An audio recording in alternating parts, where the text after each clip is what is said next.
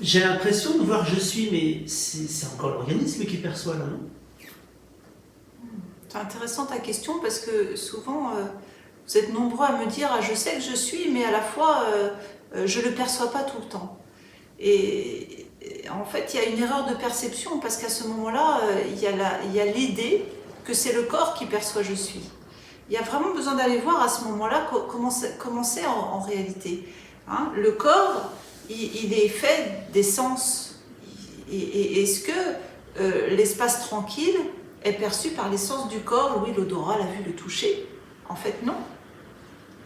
Donc on appelle ça une aperception pour la différencier de la plus loin perception.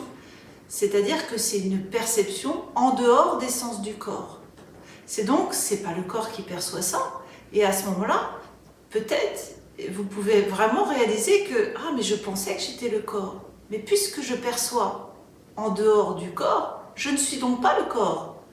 Je suis ce qui se perçoit en dehors du corps. Tu vois? C'est une première façon d'y aller, en fait. Ouais. Et en fait, oui, il y a une erreur de perception, en ce sens qu'en réalité, je suis l'être. Que l'organisme en ait conscience ou non. On le sait très bien. Ben, si maintenant, je vous dis, pensez à un singe, avant que je le dise, la pensée singe n'était pas dans la tête, l'image d'un singe n'était pas dans la tête. Mais au moment où je le dis, bah, automatiquement c'est là. C'est-à-dire que c'est là sans y être,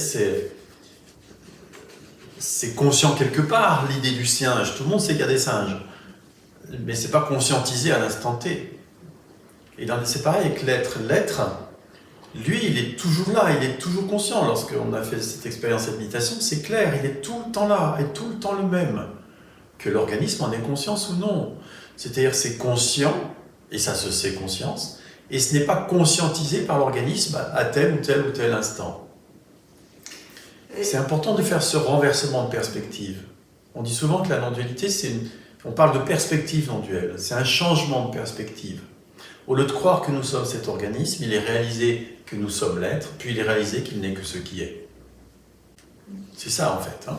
Il y a un changement de perspective. Au début, on croit qu'on est cet organisme, on pourrait dire ça comme ça colle. Et puis si on regarde de près, on voit qu'en fait, les pensées apparaissent, les choix se font, les actes se posent, etc. Et que tout cela est connu justement par cet être. Alors on peut s'intéresser à cet être. Qu'est-ce qu'il est cet être? Il peut se regarder lui-même cet être. Et on dit, il est tout le temps là. Il est sans sexe, sans âge, sans limite, etc., etc. Calme, tranquille. Puis d'autres qualités vont se révéler plus tard, parce que c'est aussi lui qui est amour, paix, joie, etc. Et pour l'instant, on ne le sent pas. Il faudra demeurer en tant que cet être pour que ça se devienne plus clair. Et puis un jour, on peut simplement se tourner de l'autre côté et regarder vers la source elle-même. Et à un moment donné, comme je disais dans la méditation, il y a absorption. Et là, il n'y a personne ni rien. Cette absorption, il n'y a même pas conscience, parce que la conscience est un phénomène, elle est connue, on sait qu'on est conscient. Ça fait partie du connu. Cette absorption, personne ne peut s'en souvenir, personne ne peut en parler.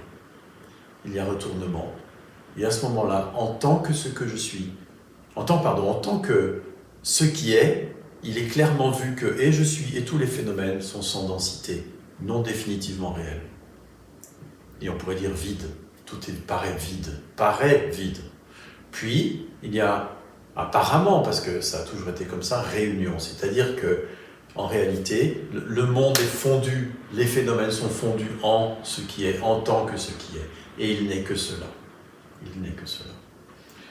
Et alors, à ce moment-là, il est clair que l'être lui-même est sans densité aussi. Alors, je suis allé plus loin que je suis.